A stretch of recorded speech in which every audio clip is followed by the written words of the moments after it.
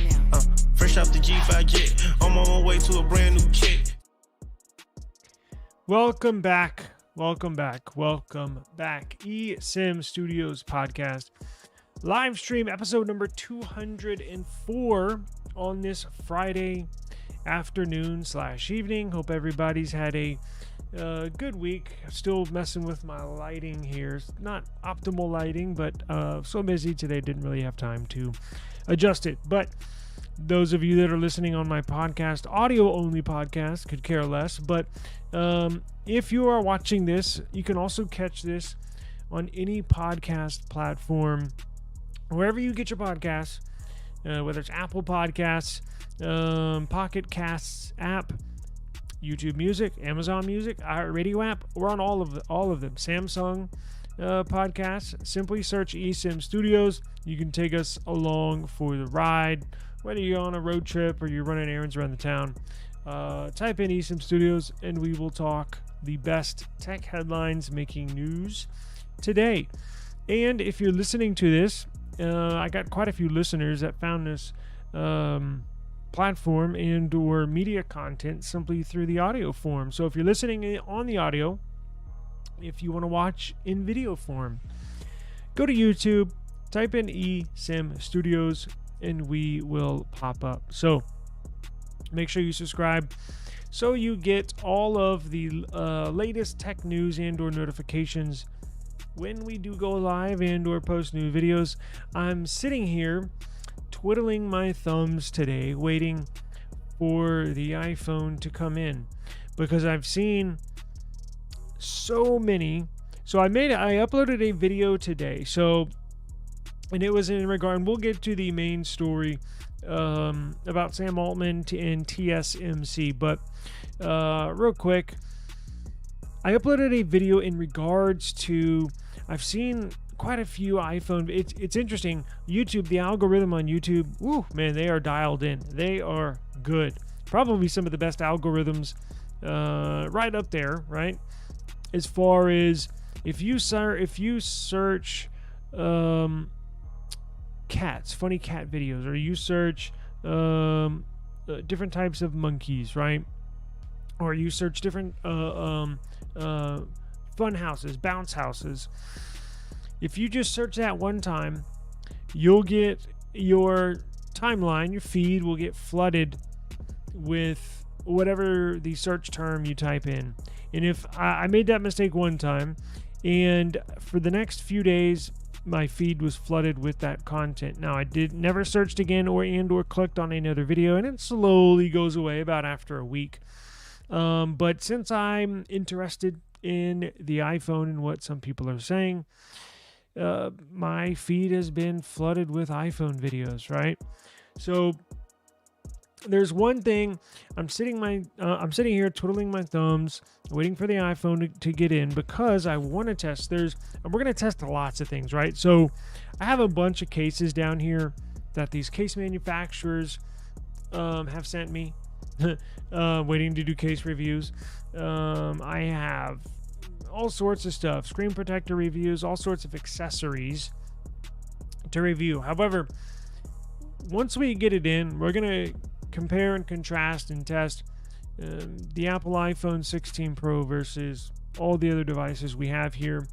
But there's one specific feature I cannot wait to test. Cannot wait to test it and show you what I believe the Pixel beats out this new iPhone feature. So what feature am I talking about? It's the audio enhanced, well, I guess that's what Pixel calls it. But so when you're shooting video, iPhone has this new feature where you can go back after you record the video, you can go back in and edit the audio. And you can put the audio in like studio mode or in frame mode, and it just filters out, focuses on your voice, and will filter out the background noise.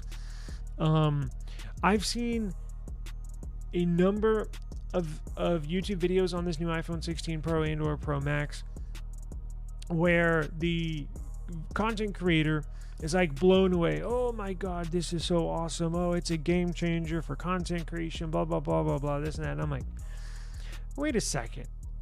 that sounds horrible. And I'm used to the Pixel, and actually this feature, the very same feature, has been on Pixel devices, I think, for the last, I want to say 2 years. I think 2 years. So 2 generations. It's already been on the Pixel. And this year, and over those 2 years, and I think this might be the third, every year it seems like it gets better and better and better. And this year is freaking phenomenal. Now you have to activate it when you go in, while you're shooting the video in a Pixel. You have to go activate voice enhance. Is it voice enhance or voice enhancement? Let's see. But I believe the voice, what is it called? Video settings, speech enhancement. It's officially called speech enhancement. So it's great for capturing clear speech in noisy locations and or situations. It produces unwanted noises like wind, traffic, crowds, and works best with a single speaker, a single voice that it can hone in on and grab a hold of and focus on that. The iPhone one does not, I mean, I'm not going to say it doesn't sound good, but people, the few videos I watched, these people were gushing over this. And I was like, the Pixel is way better, way better.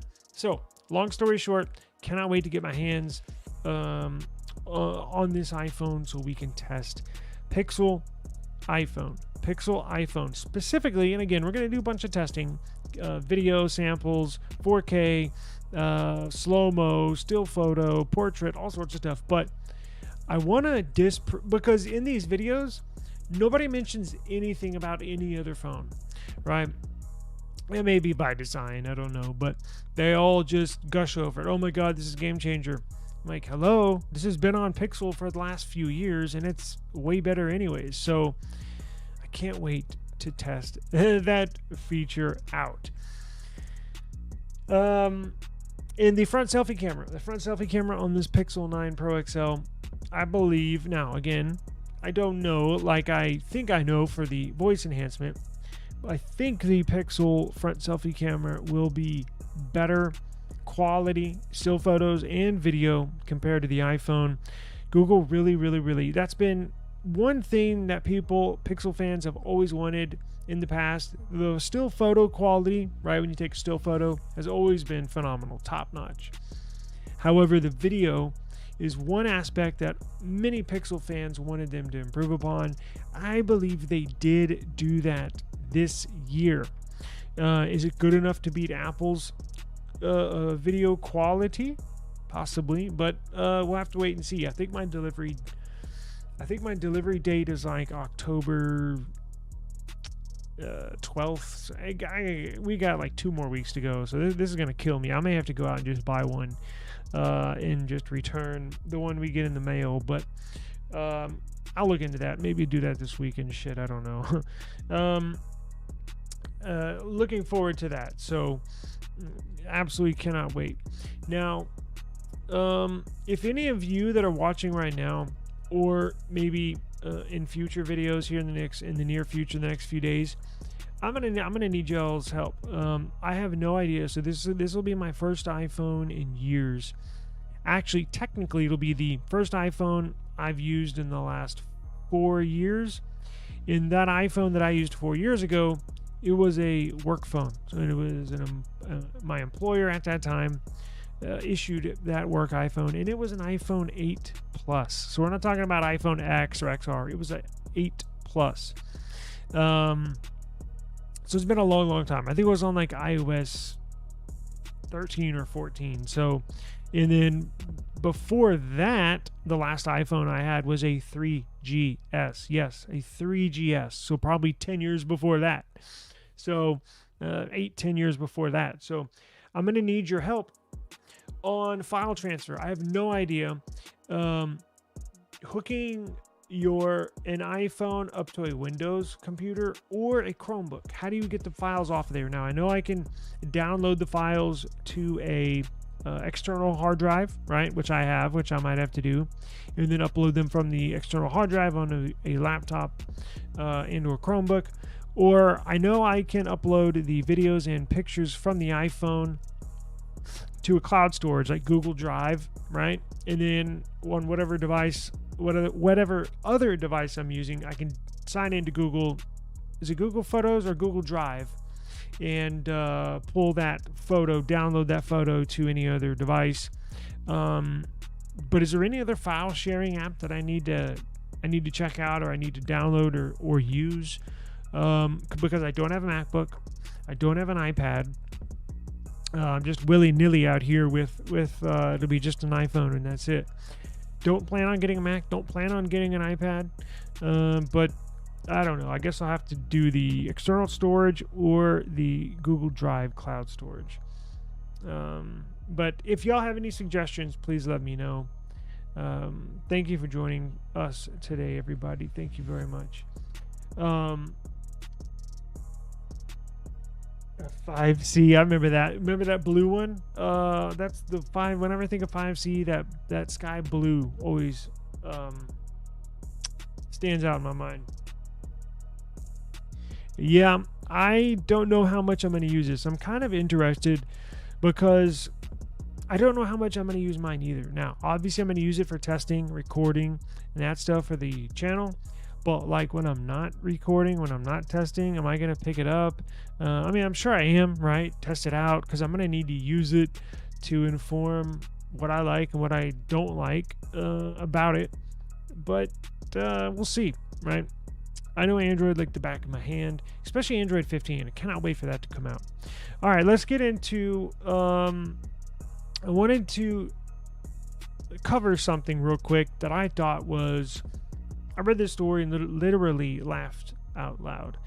So does everybody's aware of OpenAI, right? OpenAI is the company that owns ChatGPT, or it's a subsidiary of OpenAI, ChatGPT. And everybody knows TSMC by now, right? Especially if you've viewed this channel. We talk about CPUs a lot. And TSMC is the very best chip manufacturer in the world. Their yield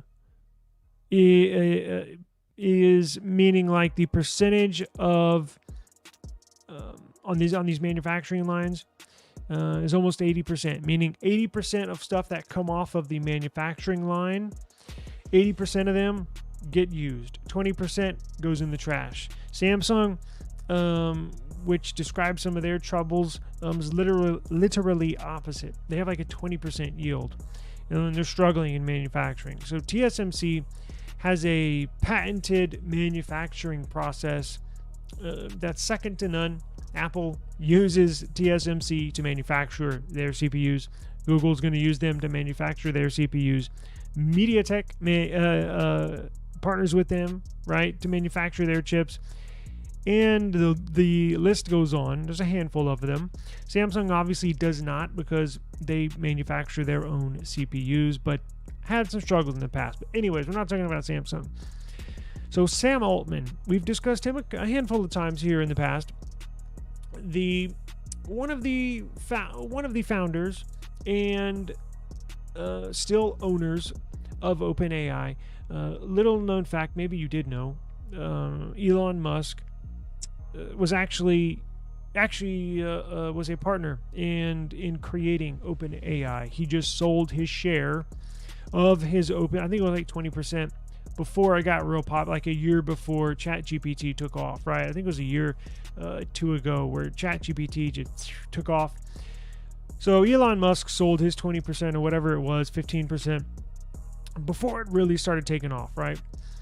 But Sam Altman, one of the original founders of ChatGPT and OpenAI, has been in the news a lot lately, right? He's been in the news a lot. Younger guy, I think he's mid-30s, something like that. I'm just a couple years older than he is. But kind of had a roller coaster ride with OpenAI and ChatGPT. So last year, I think it was early this year, I actually got fired. So the board of directors fired him. And I a big shakeup happened, right? A lot of the board members left and or got replaced, and the new board members begged for him to come back. So he's back, right? Sam Altman's back with OpenAI and ChatGPT. Now, they are struggling. Many ways similar to like what Samsung is doing, but many ways not similar. So if you don't know, earlier this year, OpenAI was very, very close to filing for bankruptcy. I don't know what chapter, I don't know the stipulations, but they had expenditures, right? So money they were spending and or going out of the company was almost $8 billion.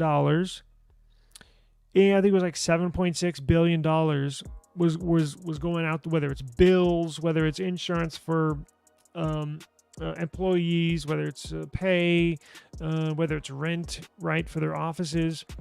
So $7.6 billion leaving. Now, only $2.3 billion coming in. So you can see how, I mean, you can relate that to your home, right? So if you have an income $53,000 per year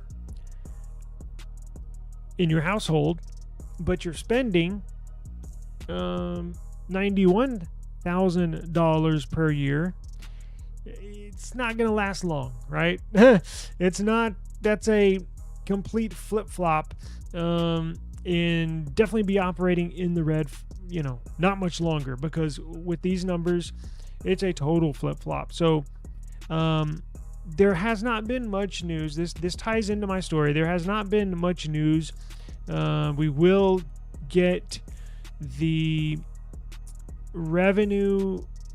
I believe it will become public, but the last numbers I saw, it was 7.6 billion and 2.3 billion in. Now, when Sam Altman got hired back onto the company, right around this time, as I mentioned, they were considering filing for bankruptcy. He had this grand scheme, right? This great big idea to really, really make OpenAI and ChatGPT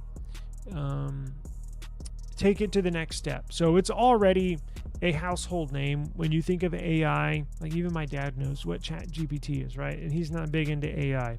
Everybody's heard ChatGPT, so it's a household name. It just sounds like and looks like they have troubles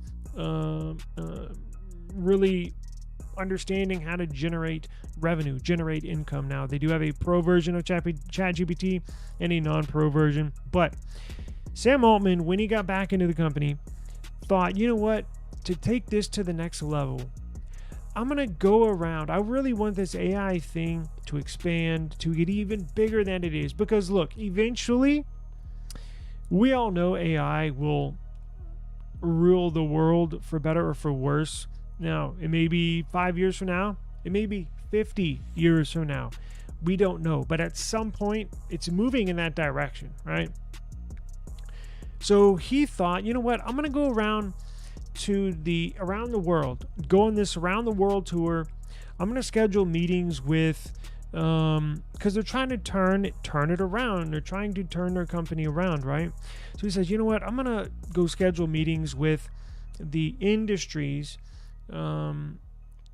biggest leaders in the tech world, and specifically chip manufacturing, because AI requires a massive amount of memory and requires a massive amount of engineering and computing and a massive amount of energy, right? So you got to have a lot of energy to power the CPUs, the GPUs, to really delve into each specific industry. If you really want to spread its tentacles into every aspect of life and industries in the world, he thought, well, we just need to invest in bigger data centers, right? We need bigger and better processors. We need custom processors just for us. We need big manufacturing plants to set up all around the world to generate and manufacture these special custom chips that we need. So he went around to Samsung. He told them his grand idea. Sam Altman went to HX hijinks, and told them. He went to, let's see, Sam Altman went to Samsung. He went to SK Hynix. In addition, he went to Dubai. He went to the Middle East. He went to China. He went to all around the world, Australia, talked to investors who could invest money, and then talk to manufacturing plants that can start manufacturing his big grand idea, right? So let me share this screen here to show you what I'm talking about. So his final visit was to TSMC, and I apologize for the long intro. I'm just trying to lay it out there for everybody that is unaware of the background of these certain entities that we're talking about. So his final trip was to visit TSMC, right? Save the best for last.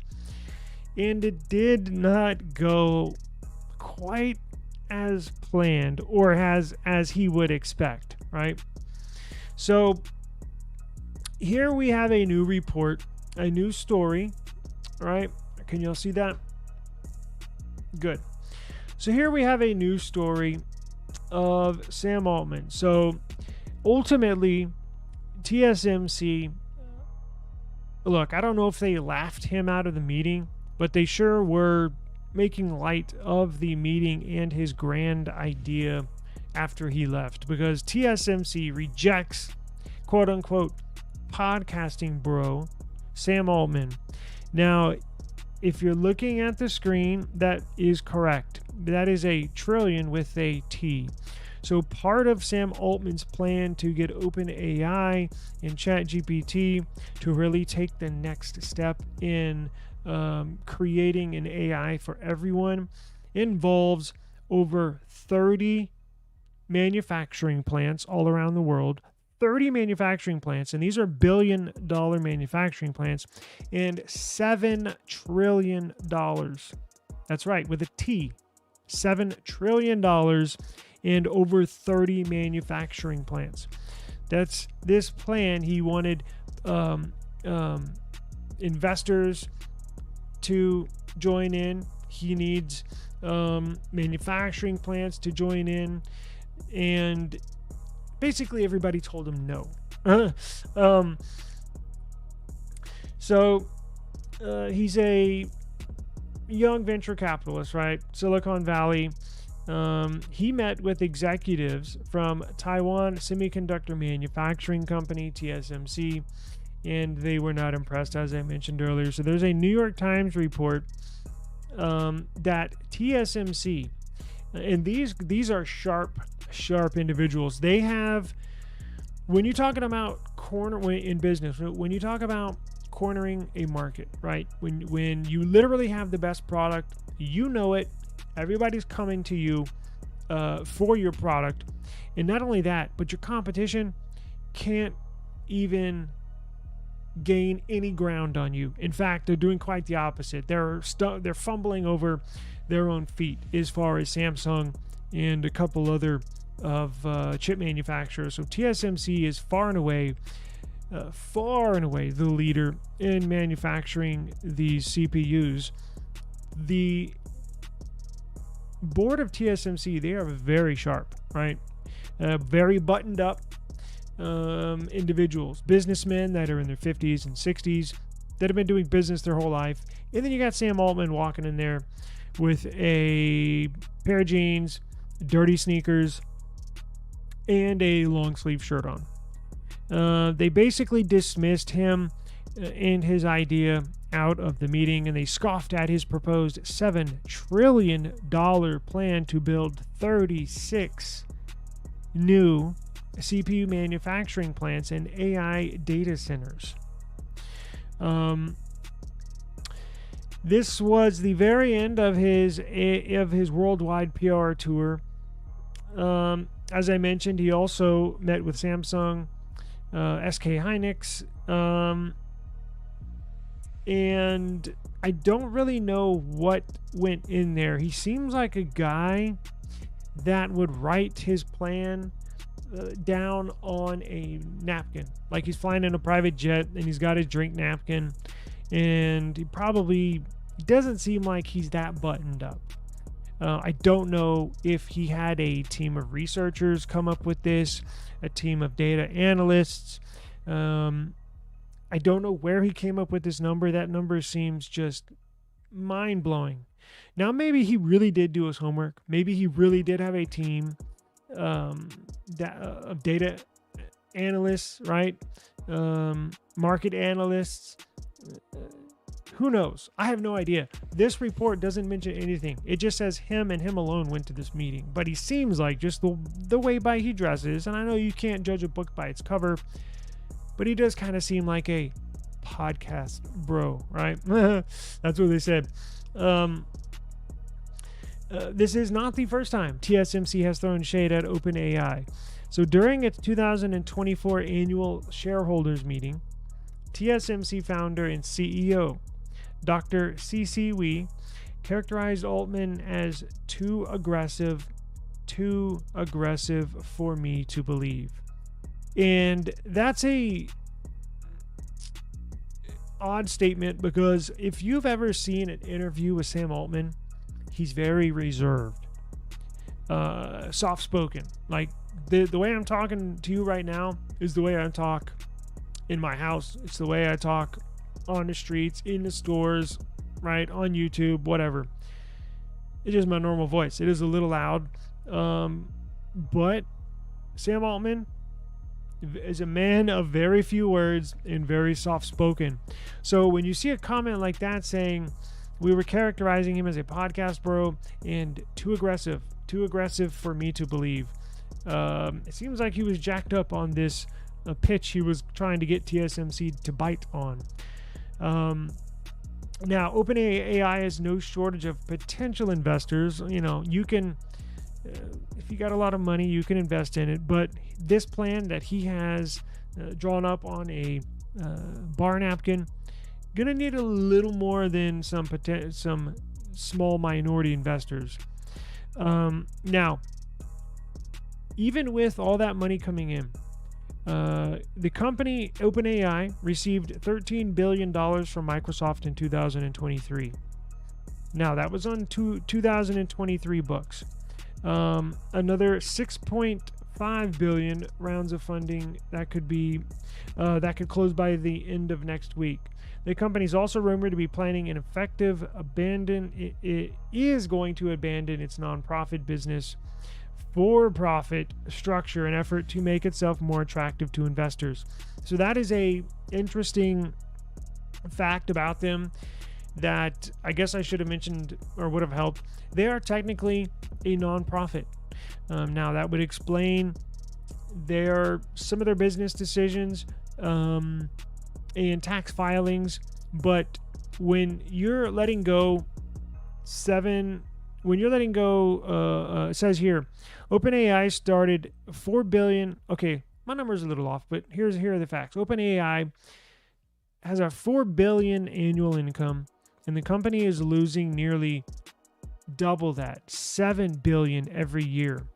So, as I mentioned earlier, when you have that much going out, almost double going out what's coming in, you gotta change something, right? Because what you're doing is just simply not working. So you can see he's trying to do something about it. I applaud him for at least having a plan and flying around the world, meeting with people. Hey, trying to make stuff happen. I get that. I do that, right?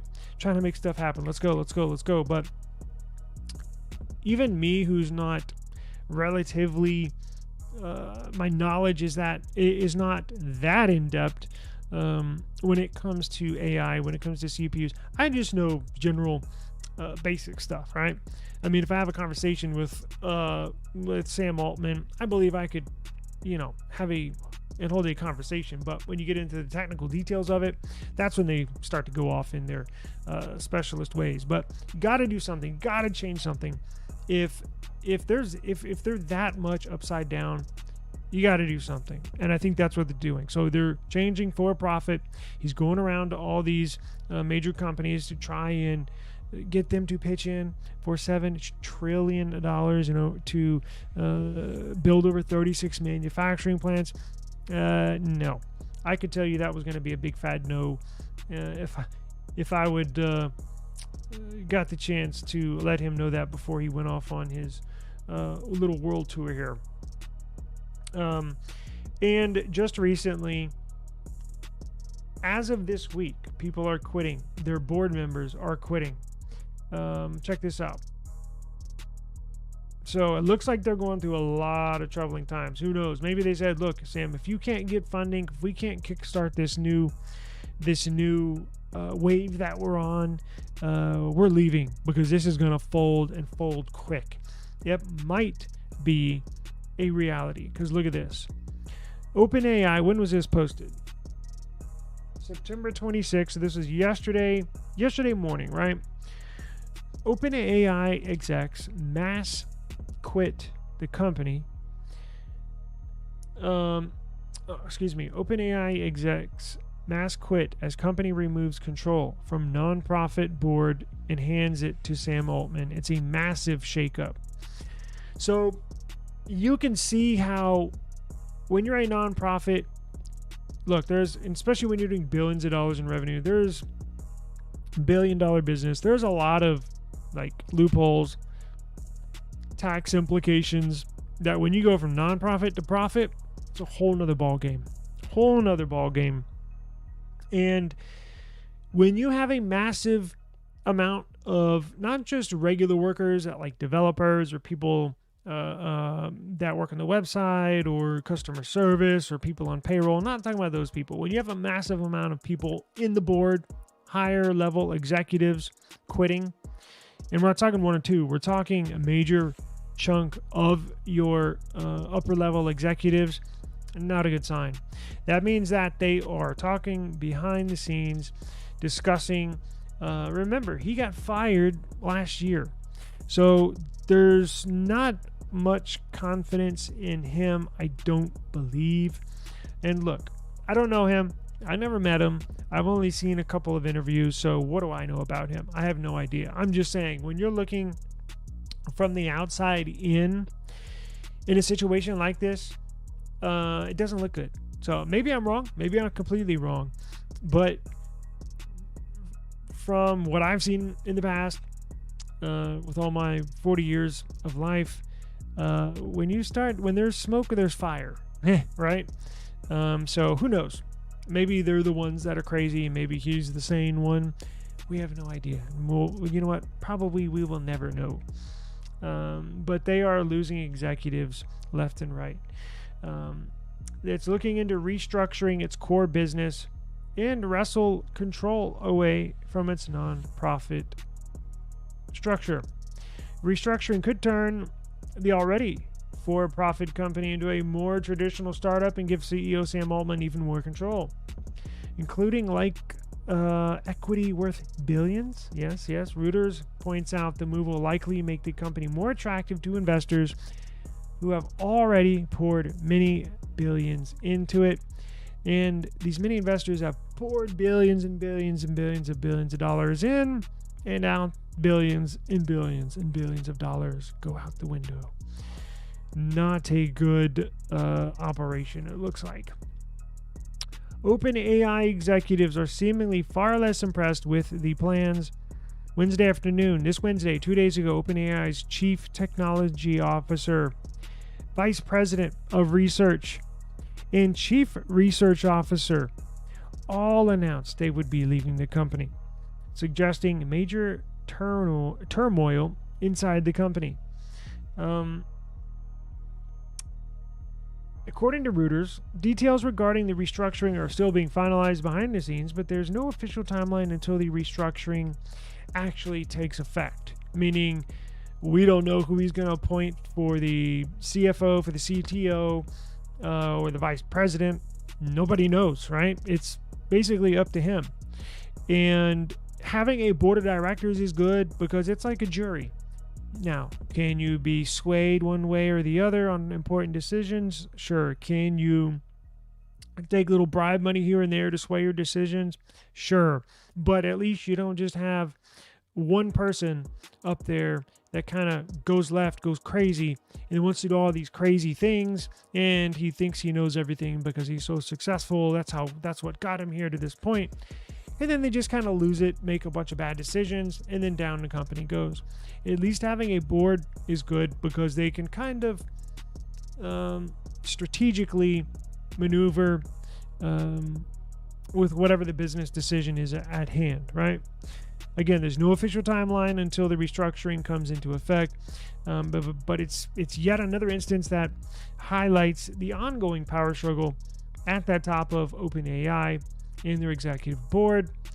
And as I mentioned earlier, they fired Altman once already, and they hired him 5 days later. If that doesn't sound like a hot mess, I don't know what is. All right, guys, let me get out of here. I'm running late. It is getting late. And I was going to come on earlier, just didn't have enough time. So I do appreciate you joining me today. Thank you. This is the eSIM Studios podcast, episode number 204. I will see you tomorrow.